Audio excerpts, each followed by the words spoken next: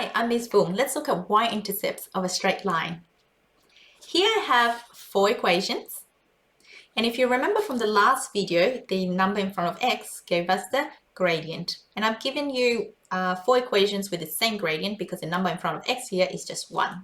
If you're confused with what I'm talking about, you can click on the eye over there and it'll take you to the video about gradients. Now we're going to sketch these 4 lines by plotting 2 coordinates, and I've picked the coordinates where x is 0 and 1 just because it's easy to calculate. If you understand what I'm saying, then you can go ahead and then check that you have the same answers as me. So for when x is 0, this equation here, y equals 0. When x is 1, for this equation we have y equals 1. For x is 0 for the next equation, we can substitute it in there. We get y equals 0 plus 1 is 1. For x is 1 for that equation, 1 plus 1 is 2. And try to fill in the rest by yourself if you haven't done so. So when x is 0, we have 0 minus 2 is minus 2. And when x is 1, 1 minus 2 is minus 1. And that one there, when x is 0, 1 plus 0 is 1. And when x is 1, 1 plus 1 is 2. We notice that that line over there, the second line and the fourth line, are giving us the same values. And that's because all we did was switch the x and 1 around. It's the same equation.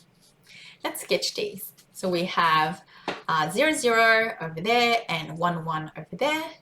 Draw a straight line. And we notice that it cuts the y-axis at the point 0, 0. The y-intercept is where it cuts the y-axis. For the second line, we can see 0, 1 and 1, 2. 0, 1 is there, 1, 2 is there. For the second line, x plus 1, we notice that it cuts the y-axis at 1. And the next one, we have 1, negative 1. Sorry, I've done the second coordinate first.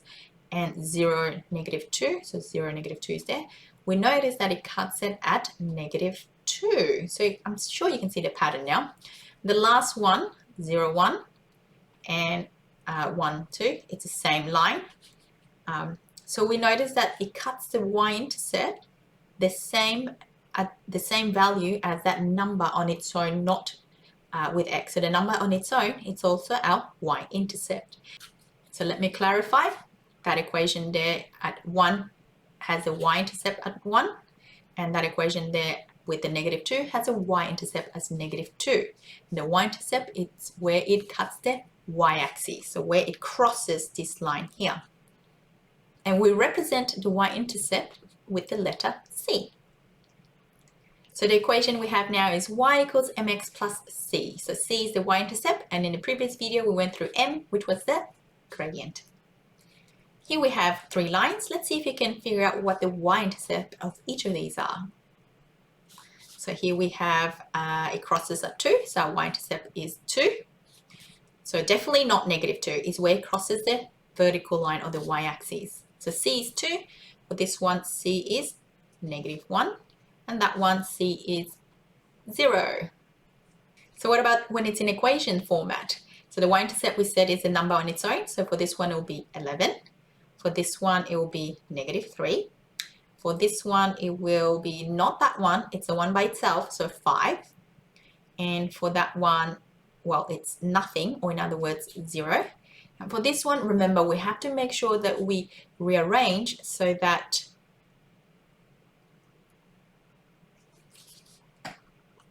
So for this one, remember we had to rearrange the y is by itself. So when we bring the x over there, it becomes negative, but the number by itself is still 10. So the y-intercept is 10. Another way to figure this out is the y-intercept happens when the x value is 0. See, the x value is 0 there, 0 there, and 0 there. So what is y when the x value is 0? That's another way to think about the y-intercept. So we said that it was going to be 10 for this one. Let's see if we can calculate it when x is 0.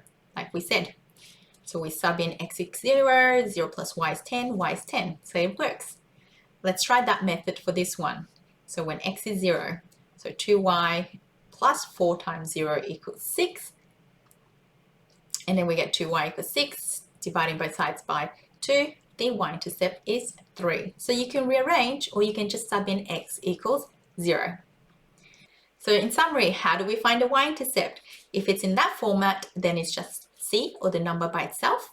If it's in an equation where y is not by itself, then we have to sub in x equals to 0, and then we solve for what y is. And if it's in a graph format, then we just look at where it cuts the y-axis. So it'll be 2 for this one. So make sure you can figure out the y-intercept in all 3 formats. That's it from me today. I'll see you next time.